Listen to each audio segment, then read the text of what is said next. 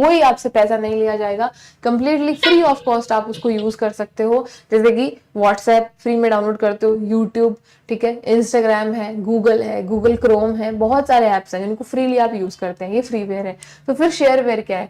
Shareware के अंदर एक ट्रायल पीरियड होता है। ट्रायल पीरियड मतलब कि 10 दिन, 15 दिन, 20 दिन के लिए आप उसको फ्री में यूज कर सकते हैं। उसके बाद अगर आप उसको यूज करना चाहते हैं तो आपको उसके लिए पैसा देना पड़ेगा। जैसे बहुत सारे डिजाइनिंग के टूल्स होते हैं, बहुत सारे सॉफ्टवेयर ऐसे होते हैं जो अगर आपको यूज करने हैं तो आप ट्रायल के लिए यूज कर लो, 10 दिन, 15 दिन, 30 दिन ट्रायल करके देख लो। उसके बाद में अगर यूज करोगे तो फिर आपको पैसा देना पड़ेगा। तो फ्रीवेयर में क्या होता है? कंप्लीटली फ्री होते हैं, कोई पैसा नहीं लिया जाता। लेकिन शेयरवेयर के अंदर एक लिमिटेड पीरियड के लिए, एक लिमिटेड टाइम के लिए फ्री होते हैं। उसके बाद में भी अगर आपको यूज करना है तो यू हैव टू पे फॉर इट। अच्छा, फ्रीवेयर और ओपन सोर्स सॉफ्टवेयर में, ओएसएस में क्या डिफरेंस है ये बताओ एक बार। फ्रीवेयर और ओएसएस में, ओपन सोर्स सॉफ्टवेयर में क्या डिफरेंस है?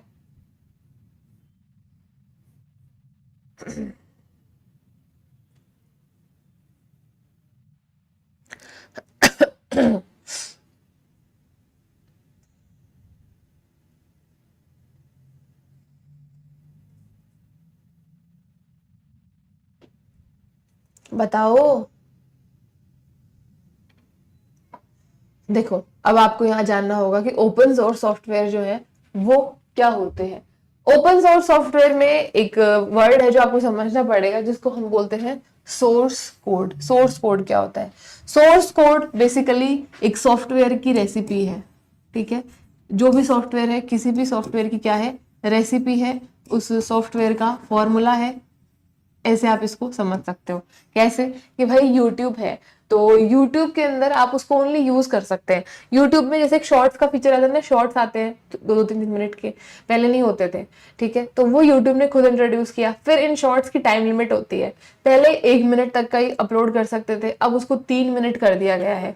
तो वो यूट्यूब ने खुद करा है। ऐसा नहीं कि मैं कोई 5 मिनट का शॉर्ट बना दूंगी तो मेरा जो यूट्यूब चैनल उसमें जाऊंगी उसको 5 मिनट का हो जाए, नहीं, मैं नहीं कर सकती। क्यों? क्योंकि मेरे पास अथॉरिटी नहीं है। अथॉरिटी क्यों नहीं है? क्योंकि मेरे पास उसका कंट्रोल ही नहीं है ना, इसलिए चेंज नहीं कर सकती।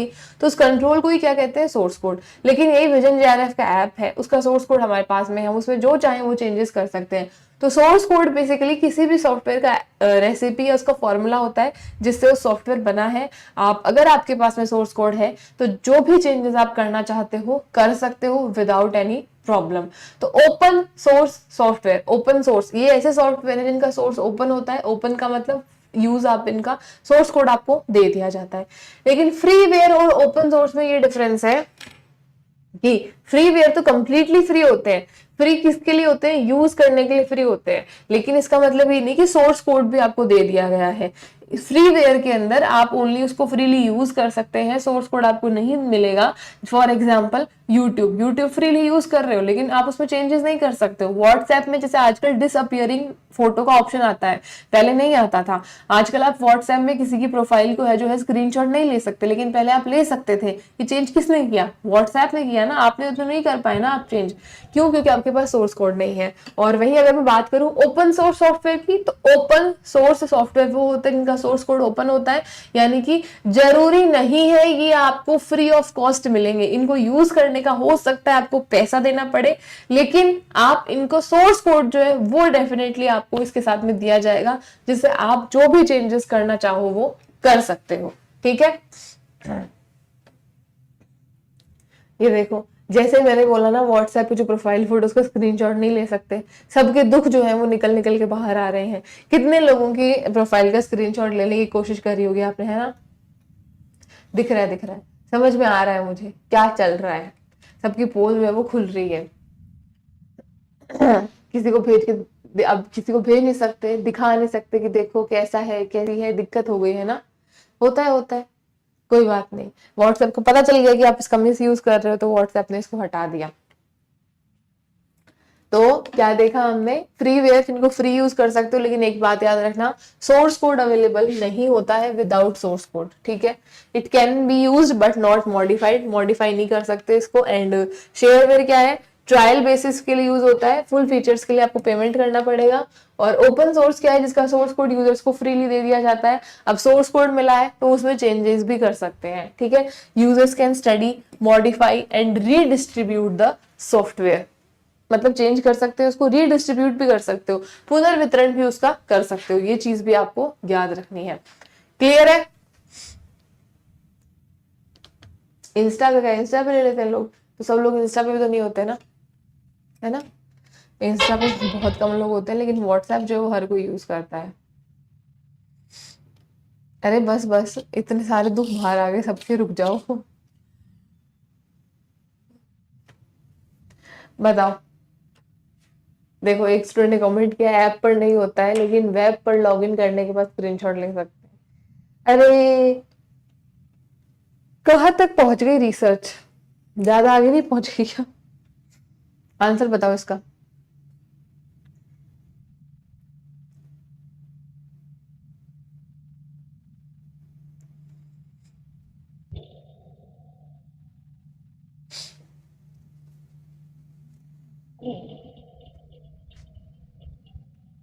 क्या पूछ रहा है ये? एप्लीकेशन सॉफ्टवेयर के एग्जांपल इसमें से कौन कौन से हैं? A, B, C and D. क्या इसका आंसर ऑप्शन नंबर बी होगा? Let us check. Yes, option number B इसका आंसर होगा। और वेरी गुड, आप सब लोगों ने जो है इतने कॉन्फिडेंस के साथ में आंसर दिया है, गलत नहीं किया इसका। वेरी गुड, शाबाश। एप्पल आईओएस जो है वो क्यों नहीं होगा, ये बताओ। एप्पल आईओएस को क्यों हटा दिया आपने? एप्पल आईओएस क्यों नहीं होगा, ये बता दो एक बार मुझे। आंसर सही है आपका, लेकिन क्यों नहीं होगा? ये सब क्या एप्लीकेशन सॉफ्टवेयर है। जगत में जितने भी सॉफ्टवेयर है ना, वो सारे के सारे एप्लीकेशन सॉफ्टवेयर की कैटेगरी में आ जाएंगे। Apple iOS is operating system, system software है। वेरी गुड, वेरी वेरी, मुझे बहुत अच्छा लग रहा है कि आपने इसका आंसर जो है सही बताया सबने, क्योंकि ये क्या है, ऑपरेटिंग सिस्टम है। और ऑपरेटिंग सिस्टम किसकी कैटेगरी में आते हैं? सिस्टम सॉफ्टवेयर की कैटेगरी में आते हैं। तो इसको हम हटा देंगे, आंसर होगा इसका बी। चलो बताओ, ध्यान से देखना, तो गलत मत करना।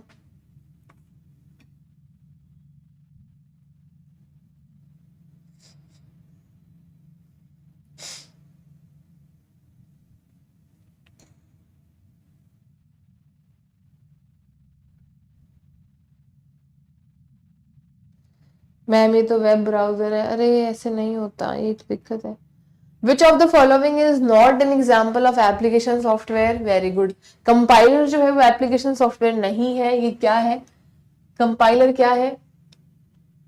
एक सेकेंड, नहीं नहीं नहीं नहीं, नो नो नो नो, ये नहीं होगा इसका आंसर। ध्यान से देखो, ध्यान से देखो फिर से, एक बार ध्यान से देखो।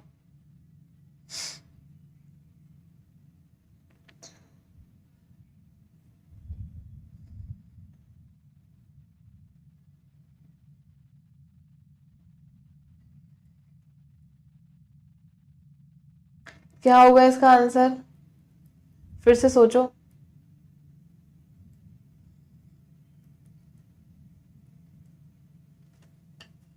चेंज कर दिया, वेरी गुड, शाबाश। क्यों नहीं होगा कंपाइलर? इतना सा तो सोच लेते, क्यों नहीं होगा? इतनी सारी वो रिएक्शंस आ रहे हैं, ऐसे शॉकिंग वाले। कंपाइलर नहीं होगा? अरे कंपाइलर ही नहीं होगा, क्यों? क्योंकि कंपाइलर क्या है? सिस्टम सॉफ्टवेयर है। मैंने ही तो बताया था क्या है कंपाइलर। कंपाइलर सिस्टम सॉफ्टवेयर है, मैंने ही तो बताई थी ये बात आपको। अरे यार, इतना सा कॉन्फिडेंस नहीं है खुद पे। कंपाइलर ही होगा इसका आंसर, क्योंकि कंपाइलर एप्लीकेशन सॉफ्टवेयर नहीं है, सिस्टम सॉफ्टवेयर है। मैंने तो बताई थी ये चीज आपको। ऐसे कैसे काम चलेगा, ये बताओ मुझे। देखा, लापरवाही का नतीजा, बिल्कुल खुद पे विश्वास ना करने का नतीजा है ये।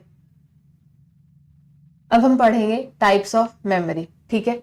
टाइप्स ऑफ मेमोरी, कंप्यूटर की भी मेमोरी होती है, आपको पता हो नहीं पता तो मैं बताती हूँ। जैसे कि हमारे पास भी ह्यूमन मेमोरी होती है। कोई बात किसी ने बोली वो आप याद रखते हो, कोई काम किसी ने बोला वो आप याद रखते हो। ठीक इसी तरीके से जो है कंप्यूटर के पास भी मेमोरी होती है। कितने टाइप्स की होती है, क्या उसके फंक्शन है, वो हम एक ही करके देखने वाले हैं। लेकिन उससे पहले आप जो है मुझे इस क्वेश्चन का आंसर बताओगे। ये बताइए।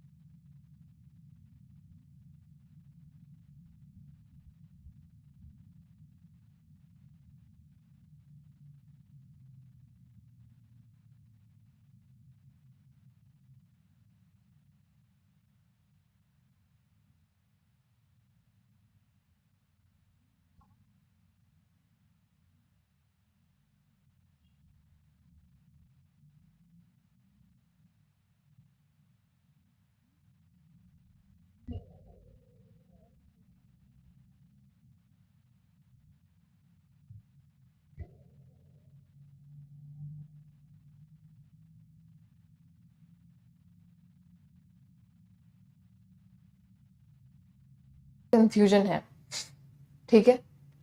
रोम इज परमानेंट नॉट टेम्परेरी। कितने स्टूडेंट्स ऐसे हैं जिनको रैम और रोम में कंफ्यूजन है? हिंदी में भी है, बिल्कुल बिल्कुल हिंदी में भी है, क्यों नहीं है, हिंदी में भी है। जस्ट अ मिनट, ये देखो हिंदी में भी है क्वेश्चन, ठीक है चलो है नहीं है, जो भी इशू है।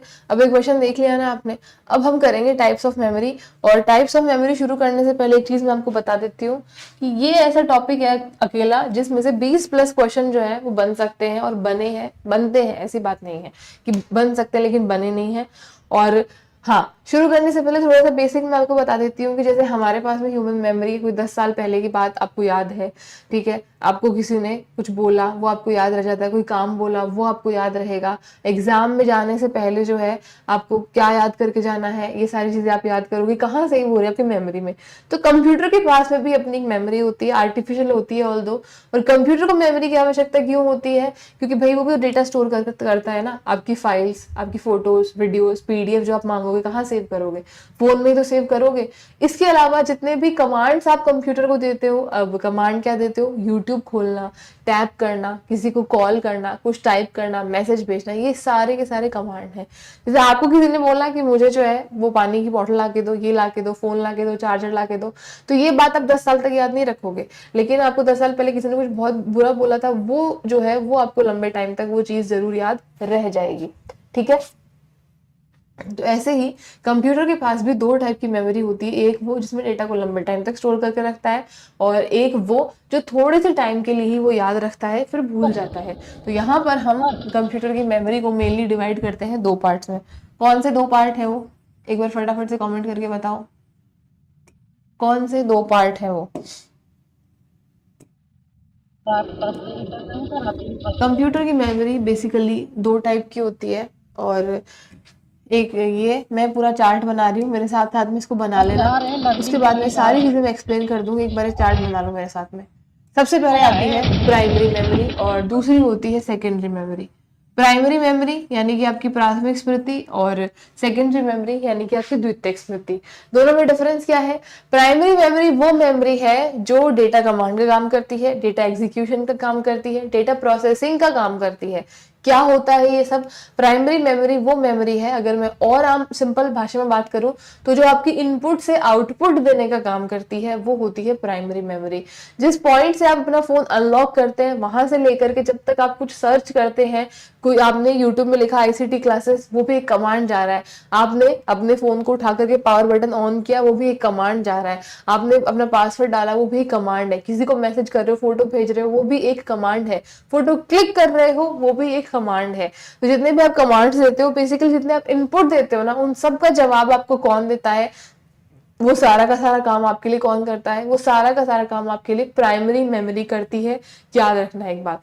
वही अगर मैं दूसरी बार बात करूं सेकेंडरी मेमोरी की, तो सेकेंडरी मेमोरी क्या करती है? सेकेंडरी मेमोरी डेटा को सेव करती है, ठीक है, डेटा को स्टोर करती है। फॉर एग्जाम्पल आपकी फाइल्स, पीडीएफ्स, फोटोज, वीडियोस, जितनी भी ये चीजें हैं जो पड़ी रहती हैं, जो आप स्टोर करके रखते हो, ये सारे के सारे काम करती है सेकेंडरी मेमोरी। इसको और देखेंगे, पहले चार्ट बना लेते हैं। प्राइमरी मेमोरी मेनली हमारे पास में दो टाइप की होती है, एक रैम और दूसरी रोम। फटाफट से फुल फॉर्म बताओ इनका। रैम जो है इसके हम मेनली दो टाइप देखेंगे, एक देखेंगे एस रैम और एक देखेंगे डी रैम। जितने भी यहाँ पर मैं शॉर्ट फॉर्म लिखते जा रही हूँ, इन सब का फुल फॉर्म जो है फटाफट से कमेंट सेक्शन में चाहिए मुझे। इसके बाद में आता है रोम। रोम में सबसे पहले हम देखेंगे एम रोम, उसके बाद में हम देखेंगे पी रोम, फिर हम देखेंगे ई पी रोम, और उसके बाद में देखेंगे हम डबल ई प्रोम, ठीक है। फिर अगर सेकेंडरी मेमोरी की बात करें तो सेकेंडरी मेमोरी में क्या क्या आ जाएगा? सेकेंडरी मेमोरी में सबसे पहले H D D, S S D, C D, DVD, ठीक है, मैग्नेटिक टेप, और यहां पर ब्लू रे डिस्क भी आ जाएगी।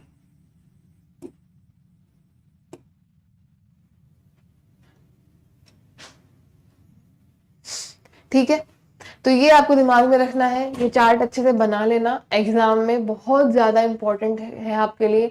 जब लास्ट में आप रिवाइज करोगे ना तो आपके लिए बहुत ज्यादा हेल्पफुल रहने वाला है। हाँ ले लो, बिल्कुल स्क्रीनशॉट ले लो इसका, बहुत ज्यादा इंपॉर्टेंट है ये।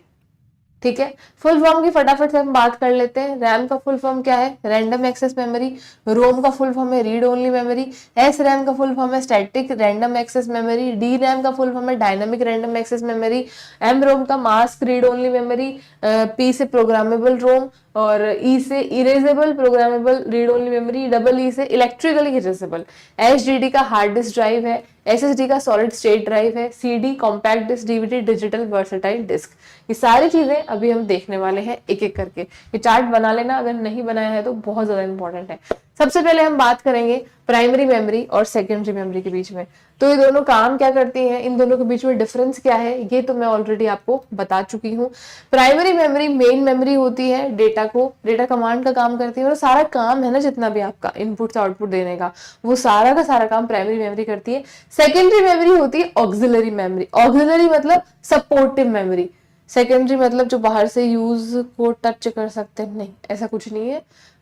वो सपोर्टिंग मेमोरी होती है जो डेटा को स्टोर करके रखती है। प्राइमरी मेमोरी को सीपीयू डायरेक्टली एक्सेस करता है। ठीक है, primary memory is directly accessed by the CPU. प्राथमिक स्मृति तक सीपीयू सीधे पहुंच सकता है। क्या मतलब है? क्योंकि ये सीपीयू में ही तो होती है। अब सीपीयू में होती का मतलब क्या? सीपीयू काम क्या करता है? Brain of the computer, computer की प्रोसेसिंग करता है, कंप्यूटर को चलाता है। तो वैसे ही प्राइमरी मेमोरी जो है वो क्या करती है? इनपुट से आउटपुट देती है। तो सीपीयू से डायरेक्ट कनेक्शन होता है प्राइमरी मेमोरी का। लेकिन सेकेंडरी मेमोरी है, वहां पर इसका डायरेक्ट कनेक्शन नहीं होता सीपीयू के साथ में। कैश मेमोरी भी देखेंगे अभी, just a minute. Primary memory जो है किसको स्टोर करती है? डेटा और इंस्ट्रक्शंस को स्टोर करती है which are currently in use. क्या मतलब है इस बात का, मैं बताती हूँ। अगर मैंने आपको बोला कि मुझे जो है चाय पीनी, मुझे चाय बना के ला करके दो, ये बात आप कितनी देर तक याद रखोगे? सिर्फ इतनी देर तक याद रखोगे जब तक आप मुझे वो चाय बना के ला करके नहीं दे दोगे। क्या उसके बाद भी आप ये बात याद रखते जाओगे? लंबे टाइम तक नहीं रखोगे ना। आपकी मम्मी ने आपसे कोई सामान मंगवाया कि बाहर शॉप से जाकर के सामान ला करके दो, तो बात आप कितनी देर तक याद रखोगे? इतनी देर तक याद रखोगे जितनी देर तक वो काम होता है। वो यहाँ पर लिखा हुआ है कि ये डेटा को और इंस्ट्रक्शंस को स्टोर करती है जो कि करंटली इन यूज है, यानी कि जिनके ऊपर करंटली ये काम कर रही है। जैसे वो काम खत्म होगा, उन डेटा को और इंस्ट्रक्शंस को ये मिटा देगी, साफ कर देगी। क्यों मिटा देगी? क्योंकि इसको ये डेटा कलेक्टर नहीं है, ये डेटा कलेक्टर नहीं है, ये डेटा एग्जीक्यूटर है। एग्जीक्यूटर मतलब काम करती है, ये डेटा को स्टोर नहीं करती है। स्टोर करने का काम सेकेंडरी मेमोरी को दिया हुआ है। तो अगर ये डेटा को स्टोर करके रखेगी तो फिर कितना स्टोर कर पाएगी? तो भर जाएगी। इसलिए जब तक वो काम होता है तब तक स्टोर करेगी, उसके बाद ही उड़ा देगी। वही बात करें सेकेंडरी मेमोरी की, तो ये डेटा और प्रोग्राम को लॉन्ग टर्म के लिए, दीर्घ काल के लिए क्या करती है? यूज करके रखती है। और इसका स्क्रीनशॉट आप लोग ले सकते हो, ये पीडीएफ भी आपको मिल जाएगी। और एग्जाम में बहुत ज्यादा इंपॉर्टेंट ये होने वाली है, मुझसे ज्यादा आपको पता है। फिर अगर हम आगे बढ़े, बात करें प्राइमरी मेमोरी की, तो प्राइमरी मेमोरी वॉलेटाइल होती है। अब वॉलेटाइल जो है, वॉलेटाइल में, नॉन वॉलेटाइल में अक्सर आप लोग कंफ्यूज हो जाते हो। वॉलेटाइल का मतलब होता है उड़ जाना। थोड़े दिन पहले मैं एनवायरनमेंट की क्लास देख रही थी, तो आज शिव सर जब क्लास ले रहे थे, उसमें वॉलेटाइल ऑर्गेनिक कंपाउंड्स वीओसी होते हैं एनवायरनमेंट में। तो आप लोगों ने इसको इससे कंफ्यूज कर लिया। देखो, वॉलेटाइल ना तो एनवायरनमेंट का शब्द है ना आईसीटी का शब्द है, एक सिंपल सा टर्म है। वॉलेटाइल का मतलब क्या होता है? वीओसी क्या होते हैं? वॉलेटाइल ऑर्गेनिक कंपाउंड, जो थोड़े टाइम के लिए रहते हैं और फिर गायब हो जाते हैं एटमॉस्फेयर से, यही होते हैं। तो यहाँ पे तो यही होता है ना। वॉलेटाइल का सीधा सा मतलब होता है उड़ जाना, टेम्पररी, अस्थाई। एक बार गूगल पे या डिक्शनरी में वॉलेटाइल का मतलब है ना सर्च करना, आपको पता चलेगा। तो वॉलेटाइल का मतलब क्या होता है? उड़ जाना, टेम्पररी, अस्थाई। तो जो प्राइमरी मेमोरी है वो नेचर में वॉलेटाइल होती है, इसको हिंदी में भी वॉलेटाइल बोलेंगे। अस्थाई होती है। वॉलेटाइल क्यों होती है? क्योंकि मैंने बताया कि डेटा को अगर ये स्टोर करके रख लेगी तो ये फिर काम कैसे करेगी? तो भर जाएगी। तो जैसे जैसे काम होता जाता है वैसे वैसे ही डेटा को उड़ाती जाती है, इसलिए ये नेचर में वॉलेटाइल होती है, अस्थाई होती है। ये बात आपको याद रखनी है। लेकिन सेकेंडरी मेमोरी जो है नॉन वॉलेटाइल होती है। नॉन वॉलेटाइल का मतलब क्या है? स्थायी होती है। क्या होती है? स्थायी होती है। ये चीज याद रखोगे, क्योंकि अगर इसने डेटा को उड़ाया, पता चला आज फोटो ली, 24 घंटे बाद में उड़ गई, तो फिर क्या ही फायदा फोटो लेने का। ठीक है, प्राइमरी मेमोरी के अंदर बिजली बंद होने पर डेटा नष्ट हो जाता है। क्या मतलब है इस बात का? आप काम कर रहे हो अपने पीसी पे, अचानक से जो लाइट चली गई, आपने अपना काम सेव ही नहीं किया था, तो डेटा क्या होगा? उड़ जाएगा। ठीक है, सारा का सारा डेटा साफ हो जाएगा। लेकिन सेकेंडरी मेमोरी में ऐसा नहीं होता। डेटा इज नॉट लॉस्ट, कि आपने फोटो ली है और उसको सेव करने की जरूरत नहीं, फोटो सेव हो जाती है। ऐसा नहीं है कि बीच में आपका पीसी बंद हो गया, फोन स्विच ऑफ हो गया तो वीडियोस फोटोज डिलीट हो जाएंगे, ऐसा नहीं होता ना। अच्छा, मेरा एक सवाल है आप सब लोगों से कि किसी भी डिवाइस के अंदर प्राइमरी मेमोरी का शेयर ज्यादा होता है या सेकेंडरी मेमोरी ज्यादा होती है? किसी भी प्राइमरी मेमोरी के किसी भी डिवाइस के अंदर प्राइमरी मेमोरी ज्यादा होती है या सेकेंडरी मेमोरी ज्यादा होती है? एक बार ये मुझे जल्दी से कमेंट करके बताओ।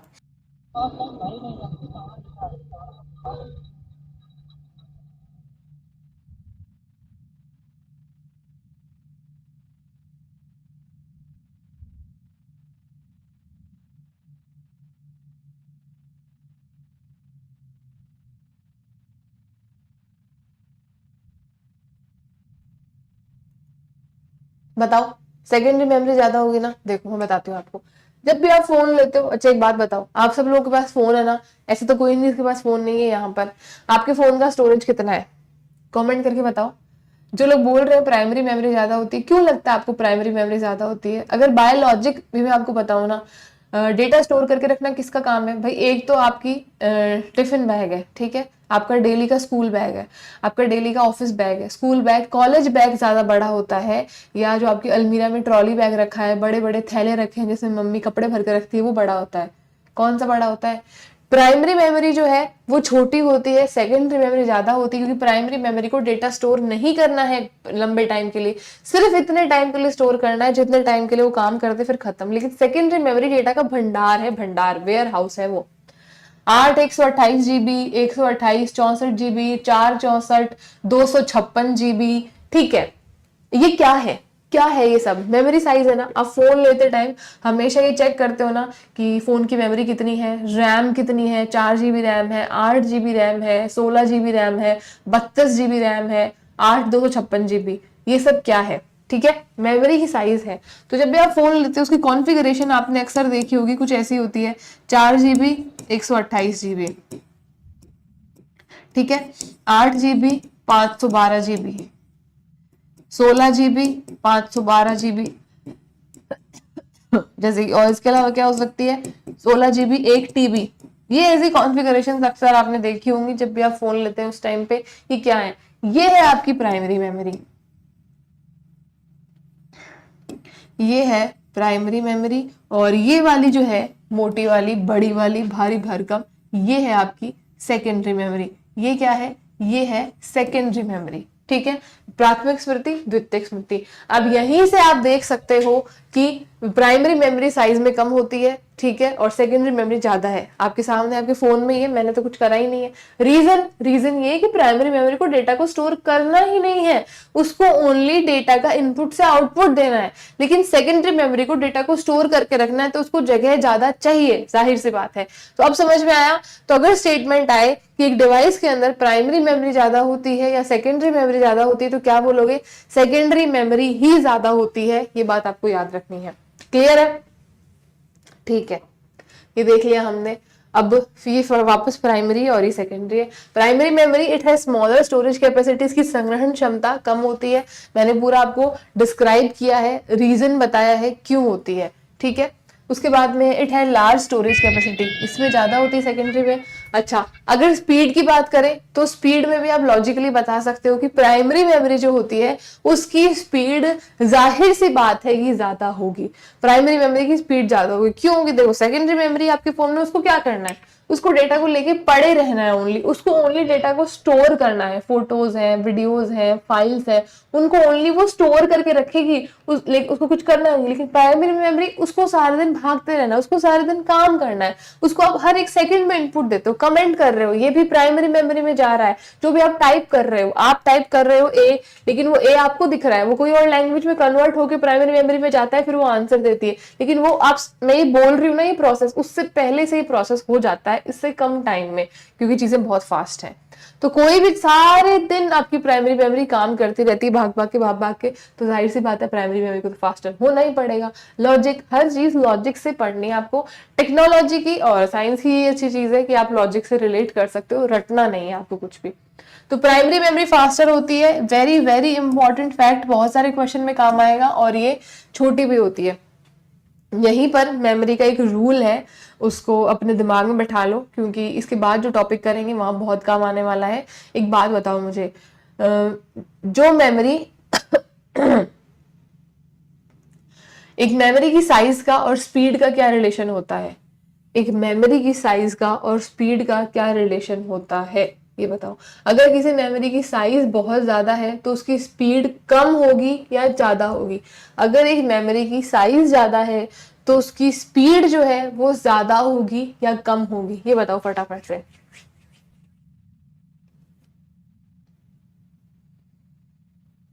ये चीज याद रखना, मेमोरी की जो स्पीड है it is inversely proportional to its size. जहां स्पीड ज्यादा है ना वहां साइज कम होगी। जो मेमोरी जितनी छोटी होगी उतनी ही फास्टर होगी। रीजन क्या है, इसको थोड़ा सा हम एग्जाम्पल से या थोड़ा सा लॉजिक से समझने की कोशिश करते हैं। मान लो एक ही मेमोरी की साइज है और एक ही मेमोरी की साइज है, यहाँ पर डेटा ही डेटा यहाँ से यहाँ जा रहा है और इसमें डेटा यहाँ से यहाँ जा रहा है। कितना टाइम लगेगा? किसको ज्यादा टाइम लगेगा? इसको। तो जब साइज बड़ा होगा तो स्पीड क्या होगी? स्पीड ऑटोमेटिकली कम हो जाएगी, क्योंकि डेटा को ज्यादा टाइम चाहिए ना घूमने के लिए, काम करने के लिए। लेकिन साइज छोटी होगी तो स्पीड ऑटोमेटिकली ज्यादा होगी। तो ये चीज याद रखना, जब साइज ज्यादा होती है स्पीड कम होती है, और स्पीड ज्यादा होती है तो साइज कम हो जाती है। अच्छा एक चीज और बताओ, जैसे मोटा आदमी फास्ट रन नहीं कर सकता, पतला आदमी फास्ट रन कर सकता है। एग्जाम्पल ही बड़े खतरनाक है, पर ऐसा कुछ जरूरी नहीं है, ठीक है। अब थोड़ी सी कॉस्ट की बात कर लेते हैं। प्राइमरी मेमोरी ज्यादा कॉस्टली होती है या सेकेंडरी मेमोरी ज्यादा कॉस्टली होती है? वैसे यहाँ पे लिखा हुआ भी है, लॉजिक इसके पीछे का मुझे बता दो। जो मेमोरी फास्टर है देखो वो महंगी तो होगी। अब जैसे फॉर एग्जांपल आपको दिल्ली से केरला जाना है, दिल्ली से मुंबई जाना है, फ्लाइट से दिल्ली से मुंबई आप 1 से 1.5 घंटे में पहुंच जाओगे। ट्रेन से जो है आपको 1 दिन भी लग सकता है, 15-20 घंटे तो लगे हैं। तो टिकट जो है किसकी ज्यादा महंगी होती है? फ्लाइट की टिकट ज्यादा महंगी होती है ना। रीजन क्या है? ओनली ये रीजन नहीं है कि वो फ्यूल बहुत यूज करती है या सर्विस मिलती है, ओनली वो रीजन नहीं है। वो रीजन हो तो भी इतना ज्यादा पैसा नहीं लगे। मेन रीजन क्या है? टाइम। वो आपका टाइम बचा रही है। अगर ओनली यही रीजन है कि फ्यूल, तो जैसे जैसे आपके फ्लाइट का टाइम पास आता है वैसे वैसे उसकी प्राइस क्यों बढ़ती जाती है? मेन रीजन है टाइम। वो आपका टाइम सेव कर रही है। बोल रहे टाइम इज मनी, तो वो ऐसे नहीं बोला। तो जिस मेमोरी की स्पीड ज्यादा है वो आपका टाइम बचा रही है। अब टाइम बचा रही है तो उसके बदले में आपको कुछ तो देना पड़ेगा। तो टाइम बचाएगी तो आप पैसा दोगे। तो जहां टाइम बचेगा वहां पैसा लगेगा, और जहां पैसा बचेगा वहां टाइम लगेगा। As simple as that. तो मेमोरी के संदर्भ में 2-3 चीजें याद रख लेना जो मैंने क्या बताई है आपको, कि मेमोरी की जो साइज होती है क्या होती है? मेमोरी की size is inversely proportional to, किसके प्रोपोर्शनल होती है ये? स्पीड के। किसके? स्पीड के। यानी कि जब जब साइज क्या होगी, जब जब मेमोरी की साइज बढ़ेगी स्पीड क्या हो जाएगी? स्पीड कम हो जाएगी। और साइज अगर बढ़ेगी स्पीड कम होगी तो कॉस्ट क्या होगी? कॉस्ट भी कम हो जाएगी। ये दोनों साथ साथ में चलती हैं। फ्लाइट और ट्रेन वाला एग्जाम्पल आपको हमेशा याद रखना है, ये साथ साथ में चलती है। वही अगर मैं इसका उल्टा कर दूं कि साइज को मैं कर दूं कम, साइज को क्या कर दूं? साइज को मैं कम कर दूं, तो स्पीड ऑटोमेटिकली क्या हो जाएगी? स्पीड ऑटोमेटिकली फास्टर हो जाएगी। अब स्पीड फास्टर है तो कॉस्ट भी ऑटोमेटिकली बढ़ जाएगी। ये इतनी सी बात हमेशा याद रखनी है, ठीक है। समझ में आया?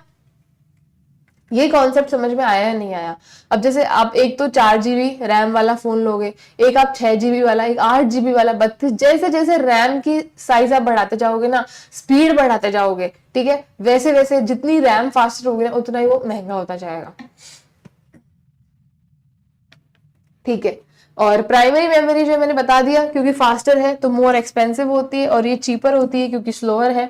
एग्जाम्पल इसके रैम, रोम, CD, DVD, ये तो भी हम देख ही लेंगे। ये समझ में आ गया प्राइमरी मेमोरी और सेकेंडरी मेमोरी। अब हम डिफरेंस देखते हैं रैम और रोम के बीच में। Very very important, full form तो आपको पढ़ना ही है। मैं फिर से बोल रही हूँ, ये मत सोचना कि फुल फॉर्म तो इसका क्या ही पूछेंगे। पूछते हैं, पूछा गया है, बहुत बार पूछा गया है, लास्ट टाइम ही पूछा गया था। सबसे पहले आपको इसके इस टॉपिक में फुल फॉर्म पता होना चाहिए। दूसरा सवाल यहाँ से क्या बनता है? वॉलेटाइल, नॉन वॉलेटाइल, स्थायी अस्थायी से। रैम जो है वो टेम्पररी मेमोरी है, अस्थाई मेमोरी है, लेकिन रोम क्या है, परमानेंट मेमोरी है। अब इसकी एक ट्रिक है, वो ट्रिक क्या है फटाफट से बता दो। रोम और रैम को याद करने की क्या ट्रिक है, बहुत बार बताई हुई है मैंने आप लोगों को, काफी बार बताई हुई है, एक बार फिर से बता दो फटाफट से, कंफ्यूज नहीं होना है। इसमें सवाल यही आता है कौन सी टेम्पररी है और कौन सी परमानेंट है। जैसे भगवान है, फिर से बता देते हैं जो भी नए स्टूडेंट्स हैं, पूरे संसार के रोम रोम में बसे हुए हैं, वैसे ही रोम जो है वो भी पूरे कंप्यूटर के रोम रोम में बसी हुई है। क्योंकि वो रोम रोम में बसी हुई है इसलिए वो क्या है, वो परमानेंट है। क्या है, परमानेंट है। जो चीज रोम रोम में बसी हुई होती है वो क्या होती है, परमानेंट होती है, स्थायी होती है। उसको हम नहीं हटा सकते, उसको हम चेंज नहीं कर सकते। बस इतना अगर आपने याद रख लिया तो आगे सारी चीजें सिंपल हो जाएंगी।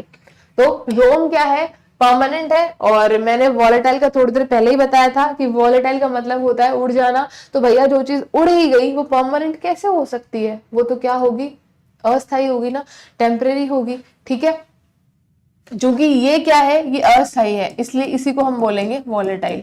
ये तो स्थाई है क्योंकि ये रोम रोम में बसी हुई है, तो ये अस्थाई है इसलिए ये वॉलेटाइल है। और रोम क्या है, रोम स्थाई है क्योंकि रोम रोम में बसी हुई है, तो ये नॉन वॉलेटाइल है। वॉलेटाइल नॉन वॉलेटाइल में कंफ्यूज मत होना। वॉलेटाइल का मतलब उड़ जाना, जो चीज उड़ गई वो अस्थाई रहेगी, जा चुकी है ना वो तो टेम्परेरी है, इसलिए ये वॉलेटाइल है। अगर डेटा लॉस्ट हो जाता है, डेटा उड़ जाता है जब पावर ऑफ होता है, ये थोड़ी देर पहले ही मैंने आपको बताया था कि आप काम कर रहे हैं पीसी पे और अचानक से लाइट चली गई या कैसे भी पीसी ऑफ हो गया तो डेटा आपका उड़ जाएगा। लेकिन इसमें ऐसा नहीं होता, ये डेटा को थोड़ा सेव करके रखती है।